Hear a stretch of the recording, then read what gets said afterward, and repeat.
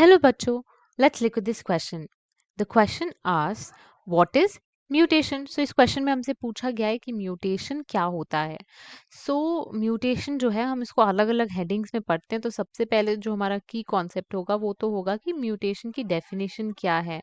So mutation in general अगर हम बोलें तो किसी भी चीज़ में जैसा वो होना चाहिए उससे अगर वो अलग हो जाए तो उसको म्यूटेशन कहेंगे. लेकिन हम इसमें लिविंग सेल्स की बात कर रहे हैं, लिविंग ऑर्गेनिजम्स की बात कर रहे हैं. तो म्यूटेशन जनरली हम डीएनए चेंजेस के बारे में बोलते हैं कि अगर डीएनए सीक्वेंस में कोई भी चेंज हो जाए तो उसे हम म्यूटेशन कहेंगे. तो म्यूटेशन हम क्या लिख सकते हैं? Change in DNA sequence. कोई भी लिविंग ऑर्गेनिज्म के अगर डीएनए सीक्वेंस में चेंज हो जाए तो उसको हम कहेंगे म्यूटेशन. सो ये अलग अलग टाइप्स के हो सकते हैं म्यूटेशंस. तो हम दो टाइप्स हम लिख सकते हैं. पहला तो एक होता है क्रोमोसोमल म्यूटेशन.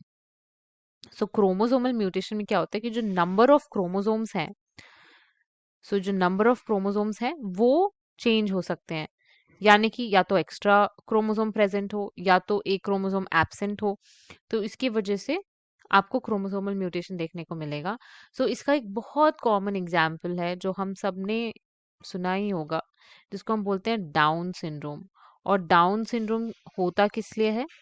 डाउन सिंड्रोम जब ट्राइसोमी होती है क्रोमोसोम नंबर 21 की. हम लिखते हैं ट्राइसोमी ऑफ क्रोमोसोम नंबर 21. इसमें जो आपको नॉर्मली कितने होने चाहिए थे? एक सेल में 2 होने चाहिए थे डिवाइड होने से पहले. अब आपके पास एक एक्स्ट्रा क्रोमोसोम नंबर 21 है जिसकी वजह से डाउन सिंड्रोम होगा. ये एक एग्जांपल है क्रोमोसोमल म्यूटेशन का.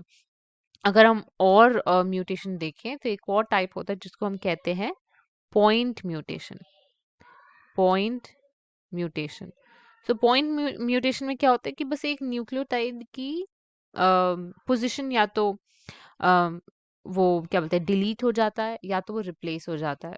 मतलब सिर्फ एक डीएनए सीक्वेंस में एक न्यूक्लियोटाइड में कोई चेंजेस हो. तो फॉर एग्जांपल अगर लें, आप मानो कि ये आपका डीएनए सीक्वेंस है ए टी ए जी सी. और इसमें अगर कोई भी एक पॉइंट, माने कि ये पॉइंट, या तो ये टी, दो चीजें हो सकती है, या तो ये टी जो है वो मिसिंग ही हो जाए, यहाँ पे हो जाए AAGC बन जाए, या तो ये टी रिप्लेस हो जाए और इसकी जगह पे कोई और न्यूक्लियोटाइड आ जाए.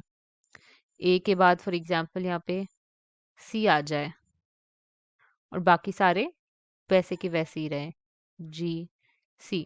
ये जो हो गया आपका पॉइंट म्यूटेशन हो गया क्योंकि एक न्यूक्लियोटाइड में आपको चेंजेस देखने को मिल रहे हैं.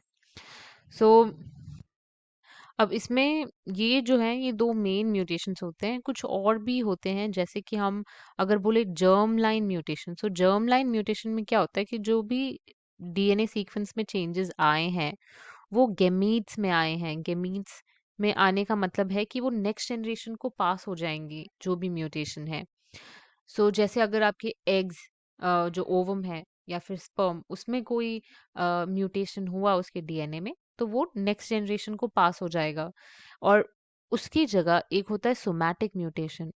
सोमैटिक म्यूटेशन क्या होता है कि जो नॉर्मल बॉडी सेल्स हैं अदर देन गेमीट्स, जो अगर बॉडी सेल्स में कोई भी म्यूटेशन हो रहा है, रेडिएशन हो रहा है, रेडिएशन की वजह से अगर म्यूटेशन हो रहा है तो वो नेक्स्ट जनरेशन को पास नहीं होंगे, तो उसको हम कहते हैं सोमैटिक म्यूटेशन.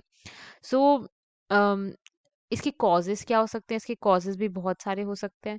सो दो मेजर कॉज हो सकते हैं, मतलब हम दो हेडिंग्स में डिवाइड कर सकते हैं. एक तो है इंटरनल म्यूटेशन हो सकता है या तो एक्सटर्नल फैक्टर्स की वजह से हो सकता है. तो अगर हम इंटरनल देखें तो अगर डीएनए रेप्लिकेशन में कुछ गड़बड़ हो जाए तो हम लिख सकते हैं ineffective DNA replication. Ineffective DNA replication. या तो एक्सटर्नल फैक्टर्स हो सकते हैं. तो एक्सटर्नल फैक्टर में क्या आ जाएगा? External factors. एक्सटर्नल फैक्टर में आप देख सकते हैं रेडिएशन भी हो सकता है. रेडिएशन से भी आपके डीएनए में चेंजेस लाए जा सकते हैं. और रेडिएशन एक्चुअली लेबोरेटरी में यूज भी किया जाता है अगर आपको कोई भी ऑर्गेनिज्म की स्टडी करनी है या किसी पर्टिकुलर प्रोटीन की स्टडी करनी है तो आप रेडिएशन का यूज़ करते हैं म्यूटेशन इंड्यूस करने के लिए, या फिर कुछ केमिकल्स भी म्यूटेशंस कॉज कर सकते हैं. So this is our final answer. Hope you understood well. Best of luck.